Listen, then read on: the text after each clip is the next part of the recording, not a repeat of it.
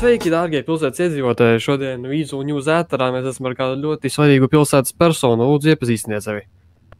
Sveicināti, Jonatans Ramīres, Losantas policijas departamenta priekšnieks. Jā. Labi, tātad priekš sevi šeit dabūt. Man te daži jautājumi tev ir par daudz ko.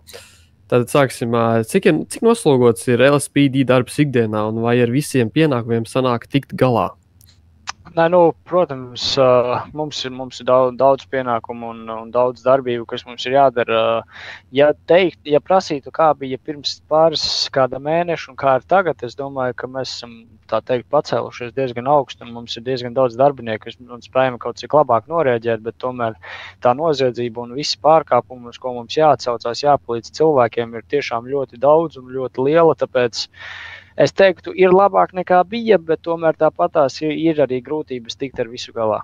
Tā teikt, mums, protams, vienmēr meklējam jaunus darbiniekus un tā, jā, bet tas kā notiek visu pilsētā, mēs cenšamies, daram, dažreiz ar visu tiekam galā, bet dažreiz arī sanāk, ka mums trūkst tas darba spēks.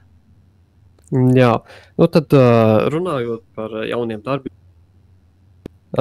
varbūt īsumā iepazīstināt, kāds ir process, lai kļūtu par policistu šajā pilsētā, un vai ir kādas gaidāmas darbā pieņemšanas kampaņas vai apmācības programmas?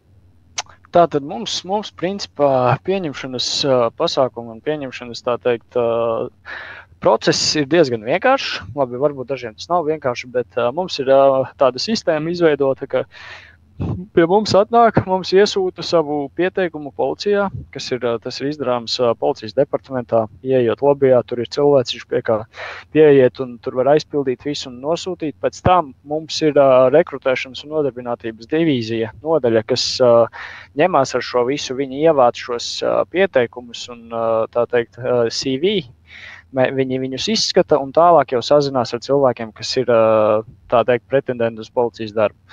Tālāk notiek apmācība, notiek kvalifikācijas ieņemšana un tā ir cilvēki, kas neiztur kvalifikāciju, bet pārsvarā mums ir ļoti, ļoti labi skolotāji, mums ir ļoti labi instruktori, kas māca un rāda, kā pareizi darīt un ko darīt, un tāpēc principā viss, ko vajag, tīra vēsture, nāc, atsūti CV, mēs tevi izmācīsim, palīdzēsim un viss būs kārtībā. Jā, labi, skaisti. Tad nākamais jautājums ir, šodien biju un pats pieredzēju notikumu, kur dega iecirknis. Varbūt varat izstāstīt, kas tur īsti notika?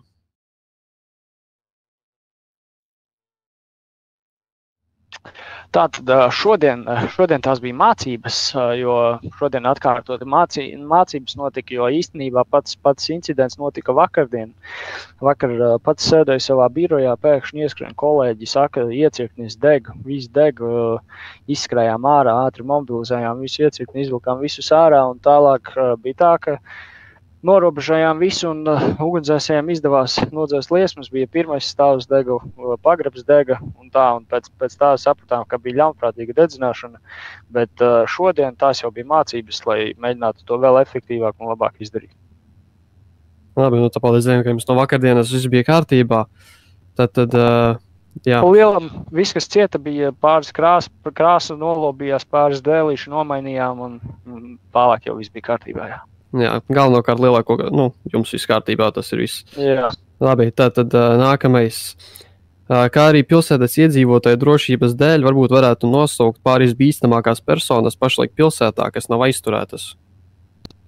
Tātad mums ir vēl joprojām pirms kāda mēneša izbēga cietumnieks Hugo Pelmenis. Par viņu šobrīd atlīdzība ir 500,000 par jebkādu informāciju, kas palīdz notvert viņu, aizturēt un nogādāt atpakaļ ieslodzījumu vietā, bet šobrīd izskatās persona ir izbraukusi no valsts, tāpēc šobrīd tas ir tā mierīgāk, bet tā teikt par personām, kas ir meklēšanā, mums šo sarakstu es, diemžēl, šobrīd nevaru publicēt, tāpēc, ka tas kaut kādā veidā var arī pateikt priekšā cilvēkiem, lai viņi slēpjas, lai viņi pazūd vai kaut ko tādu. Ja mēs nolemsim par to, ka mēs paziņosim vai piedāvāsim kādu atlīdzību par kādu cilvēku, tas tiks izziņots publiski. Labi, ideāli. Tad šis bija mūsu pilsētas Losantas policijas departamenta priekšnieks. Paldies! Tad, kā arī vēlos pieminēt, mēs ņemam darbā kolēģi, inteliģentu, foršu un vienkārši interesantu personu. Vēlreiz pasaku paldies priekšniekam, ka ieradies šodien. Un tas arī būs viss. Nav par ko. Viena lieta, varbūt, ko es varētu pateikt. Droši. Mums departamentā šobrīd ir neliela krīze iestājusies, tā teikt, ar inventāru. Mums ir lielas problēmas, tāpēc, protams, mēs cenšamies visus nogādāt, iedot visiem kolēģiem inventāru. Tas ir, lai mēs spētu jūs visus noturēt drošībā un aizsargāt. Tomēr mēs piedāvājam cilvēkiem nopelnīt naudu un, tā teikt, dodieties uz departamentu, sazinieties ar mani vai ar kādu virsnieku un augstāko virsnieku, mēs iepirksim no jums materiālus. Tas arī ir tas, ko es gribēju pateikt. Jā, labi, tad paldies, ka ieradies. Šis arī būs viss šī intervijai. Tad līdz nākamajai reizei.